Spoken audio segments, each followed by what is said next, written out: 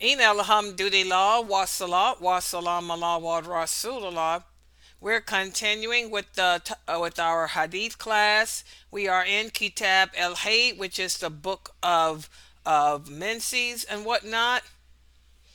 And today we're going to speak about in more detail about Menses and Ghusl. And I want you guys to understand when a lot of Muslims ask for the Sharia law or the rulings on things in Islam, that ruling or that law is derived from the hadith.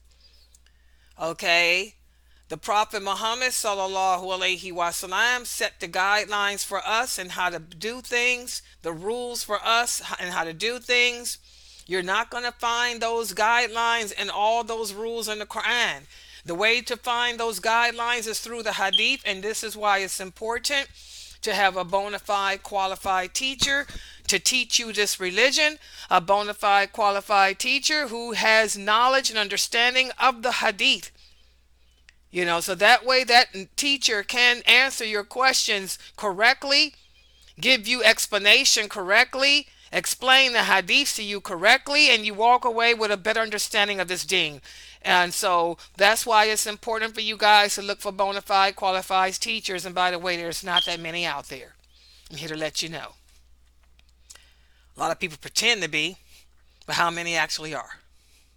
So anyway, today we're going to look at Menses and Ghusl and the rules that relate to that. Let's start off with, again, I want you sisters to understand something that's very important. A woman's period is determined by the color of her blood. It is not determined by how many days you bleed. Every woman is different. Some women bleed for 1 day. Some bleed a week. Some bleed for 2 weeks. Every woman is different. There is no such thing as there being a certain amount of days you are allowed to bleed. Anyone that tells you that knows nothing about what they're talking about. Okay? As a Muslim woman, you have to understand that when you see the blood come from down there, I don't care if it takes 2 weeks. You have to wait until it's done. The prophet said the woman's period is determined by the color of the blood, not the number of days. If the color of blood coming out of you is red, black, brown, yellow, then you are on your menses. So if you see red, brown, black, yellow coming from out of you, you're on your menses. Wait till it's done. You can stick a piece of toilet paper up there and it comes out clear, then you're done. Because our bodies change. You can be going through some stressful times in your life. Stress can make your period longer. It can also shorten your period. Or even certain foods have an effect on your menses. Certain changes in life. So, there's no such thing as you're only allowed 10 days to bleed. This is not correct. Or you're only allowed 7 days to bleed. That is not correct. So be careful of that. You bleed until it stops. You're on your period as long as that blood is coming out of you until it stops. And then at the end of your menses, what you should do when you stick a tissue up there and see that it's clear, that there's no more blood, then that's when you take a ghusl to clean yourself. And after you finish taking a ghusl means complete bath. That means you're going to get in the shower, turn that shower on. You're going to clean your body from head to toe. Take your braids out. Remember, we told you it's best to take your braids out for your menses. You don't have to take them out when you're having relations with your husband. But for your menses, take your braids out. Wash your hair. Wash your entire body from head to toe. And then when you're done, it is sunnah, and I repeat, sunnah, not an obligation, but it's sunnah for you to perfume yourself. Back in the Prophet's days, they used to use musk. Musk was the common perfume that the women used back then. They would take some musk oil, put a cotton, or dip it in cotton, and they would not, you don't stick it in your vagina. Contrary to what a lot of ignorant men tell you, they tell you stick it in your vagina. How many of you have done that and you end up in a hospital because you're going to burn yourself? No, you don't stick it in your vagina. What you do is rub over yourself, over your thighs and stuff like that where the blood, used to, run. Rub over your thighs and stuff like that to make yourself smell good. And that's based on the hadith where Aisha tells us that a woman asked the Prophet how to clean herself after her menses. And he told her that she should take a bath. And then when she is done, to take a piece of cotton with musk and purify herself with it. She asked, how do I purify myself with musk?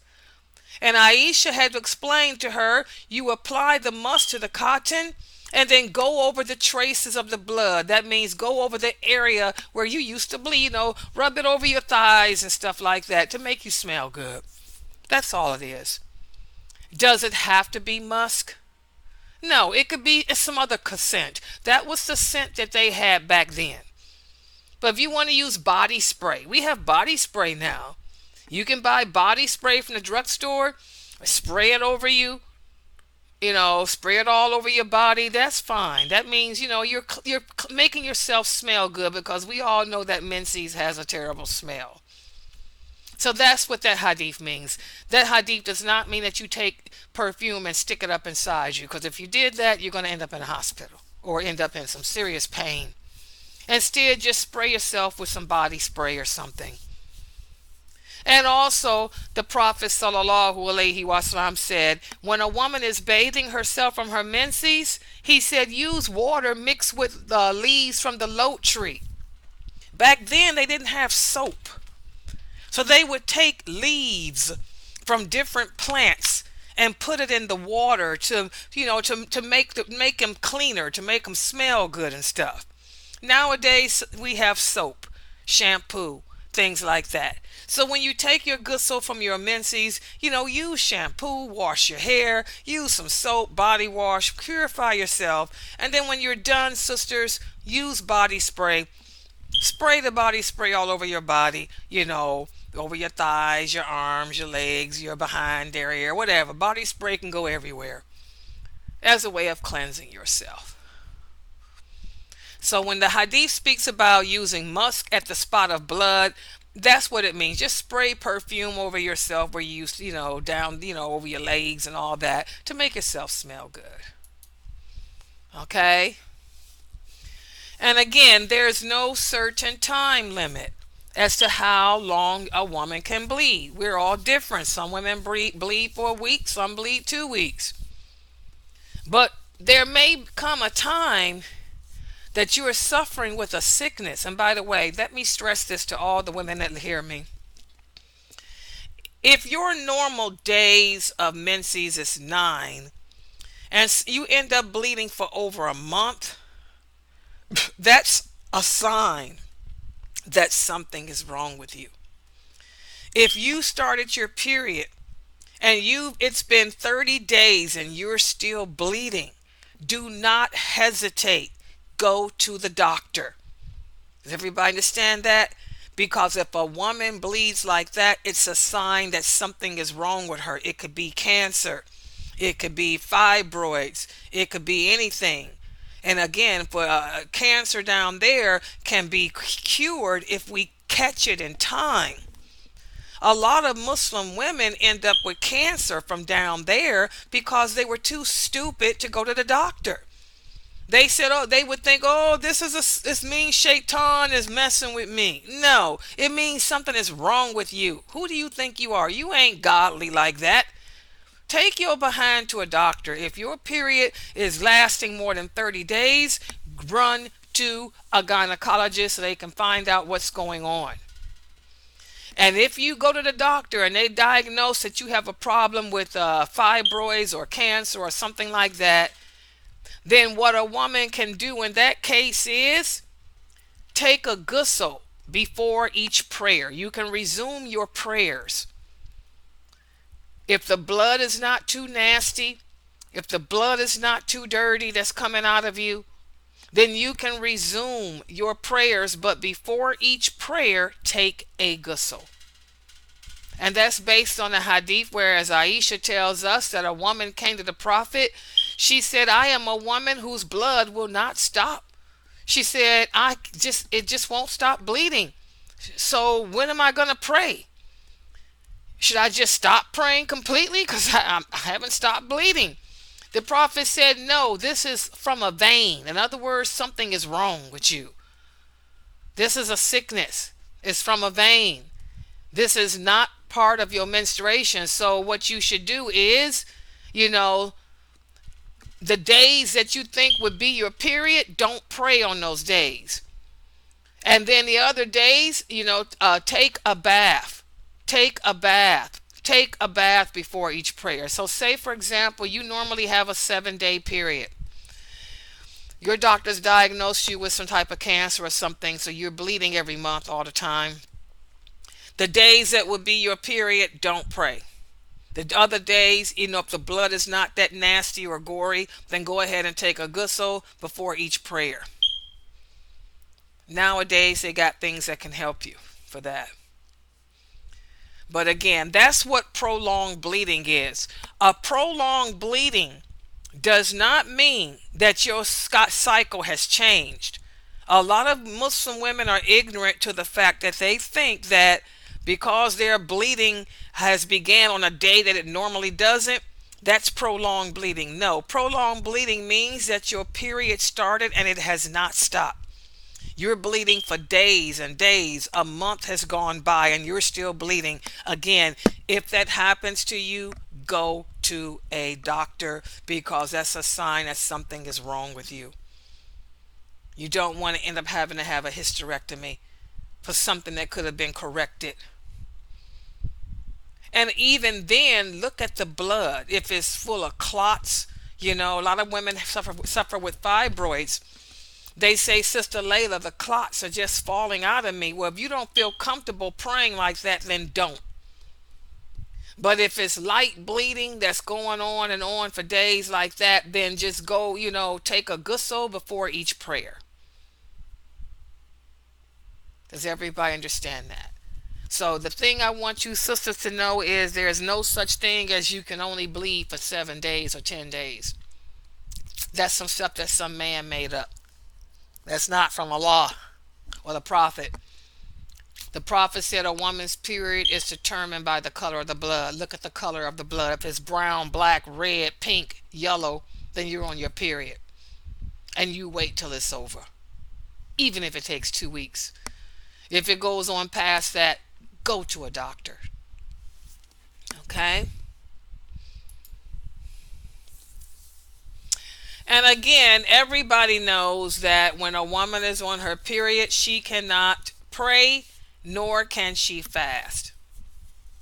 The difference, though, is if it's Ramadan, you have to make up the days. The days that you're bleeding, you have to make those days up later. But you cannot make up your prayer.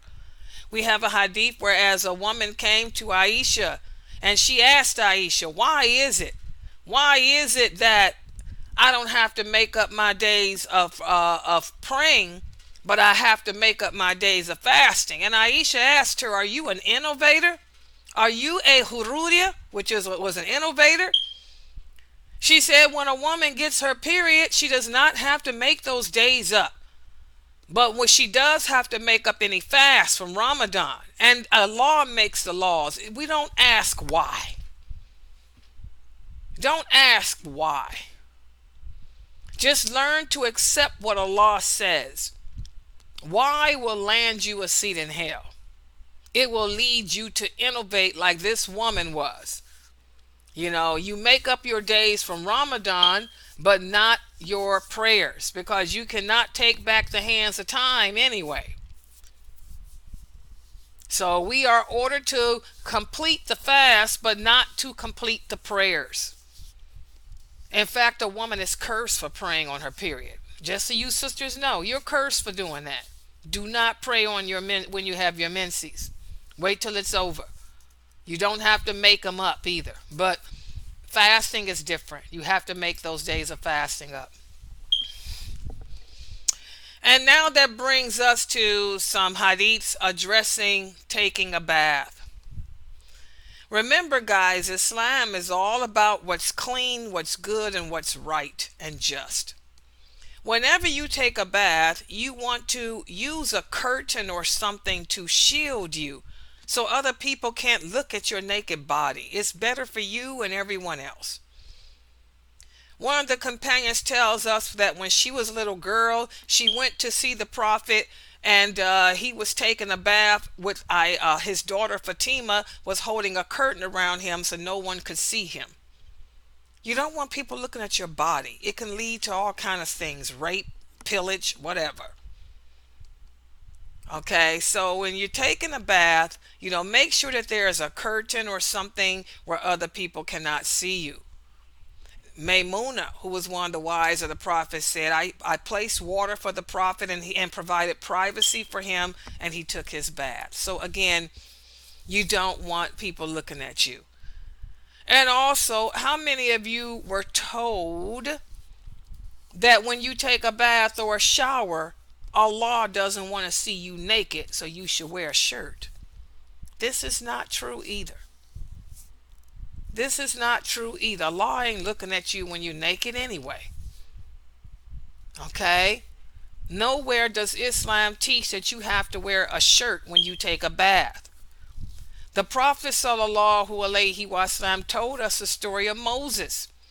He said that the children of Israel used to take baths naked.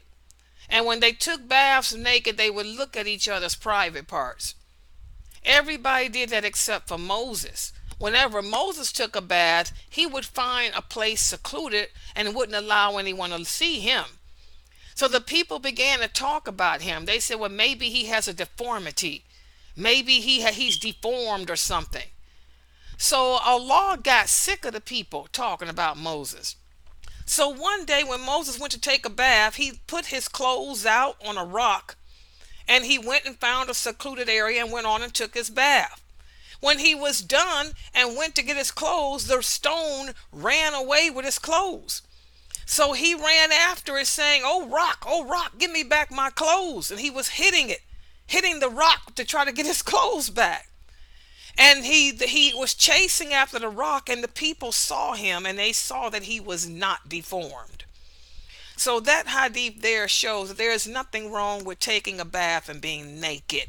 You don't have to wear a shirt. The Prophet Muhammad didn't wear a shirt when he took a bath. Neither did the Prophet's wives. Neither did Moses. So when you find people telling you that you should put a t-shirt on because the angels don't want to see you naked. First of all, the angels could care less. They don't look at you when you're naked anyway. They still do their job, whether you using the bathroom, whether you naked, sleep, or whatnot. And Allah is Allah. Okay? So this is not true. You don't have to use a t-shirt to take a bath. Just when you do take a bath, make sure you use a curtain so nobody can see you. Or if you're out in the public like this man is, go someplace where no one, away from the view of others. So those are the lessons that we learned today from Kitab al-Hayd, Sahih Muslim, and all these hadiths are authentic.